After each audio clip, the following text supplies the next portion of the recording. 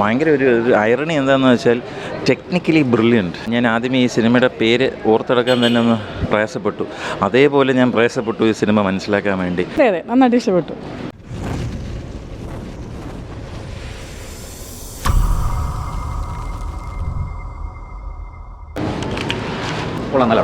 കോമഡിയും കുറേ എനിക്കത്ര ഇഷ്ടപ്പെട്ടില്ല, അത്ര ഒരു അങ്ങോട്ട് ഏറ്റിട്ടില്ലെന്നാണ്. അതെ, നന്നായിട്ട് ഇഷ്ടപ്പെട്ടു.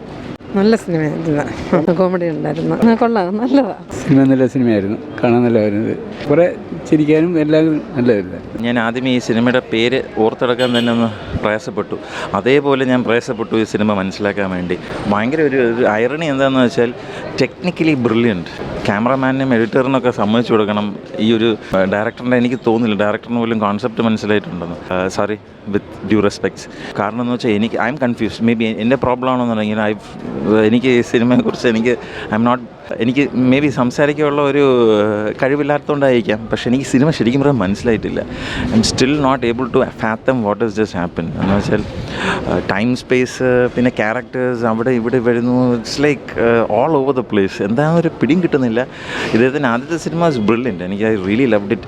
പിന്നെ അതുപോലെ തന്നെ എന്തൊക്കെ പറയുന്നു, പ്രണയം കൊണ്ടുവരുന്നു, ജാതിയുടെ പ്രശ്നങ്ങൾ കൊണ്ടുവരുന്നു, സൊസൈറ്റിയുടെ പ്രശ്നം കൊണ്ടുവരുന്നു, അദ്ദേഹത്തിൻ്റെ പോളിറ്റിക്സ് കൊണ്ടുവരുന്നു. എല്ലാം ഇറ്റ്സ് ഫൈൻ. എല്ലാം ഞാൻ പറഞ്ഞ പോലെ ടെക്നിക്കലി വളരെ നല്ലത്. എല്ലാവരും നല്ല എഫേർട്ട് ഇട്ടിട്ടുണ്ട്.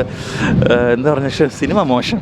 അതൊരു ഭയങ്കര വലിയ ഐറണിയാണ്. As an audience you should not confuse your audience. മനസ്സിലായില്ലേ? You should get your message out there. കറക്റ്റായിട്ട് ഇറ്റ് ഷുഡ് ബി കൺവേഡ്. അല്ലെങ്കിൽ ഇനി എത്ര വലിയ ഗംഭീര സിനിമ ഉണ്ടാക്കിയാലും കാര്യമില്ല. കാരണം ഇതിൽ അവസാനം കുഞ്ചാക്കോ ബോബൻ്റെ ഒരു സ്പെഷ്യൽ അപ്പിയറൻസ് ഉണ്ടല്ലോ, അദ്ദേഹം വന്ന് പറയുന്നുണ്ട് അവസാനം ഇതൊരു ബാല പോലെ ഇതാണ് ഈ സിനിമ. അപ്പം കുഞ്ചാക്കോ ബോബൻ്റെ ക്യാരക്ടർ എന്ന് പറയുന്നുണ്ട്, ഇത് ഞാൻ ഇവിടെ ഇരുന്ന് കാണാൻ ഇത് ഓപ്പൺ ഹൈമർ ആണോ എന്ന്. ബേസിക്കലി അത് തന്നെയാണ്. ഇത്രയും കൺഫ്യൂസ് ചെയ്യിപ്പിച്ച ആൾക്കാരെ ഈ സിനിമ കാണിക്കാൻ ദിസ് നോട്ട് ആൻ ഓപ്പൺ ഹൈമർ. പിടിച്ചിരുത്താനെന്ന് വെച്ചാൽ നമ്മൾ ആൻറ്റിസിപ്പേഷനാണ്. എന്നാൽ ഈ സിനിമ എങ്ങനെയാണ് ഇനി മുമ്പോട്ട് പോകാൻ പോകുന്നത് എന്നുള്ള ആൻറ്റിസിപ്പേഷനുണ്ട്.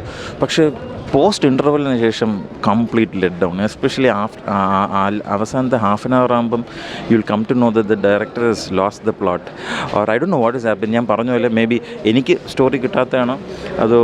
പക്ഷേ ആക്ടേഴ്സ് ആയിരുന്നാലും ടെക്നീഷ്യൻസ് ആയിരുന്നാലും especially hats off to the cinematographer and the editor and especially music also.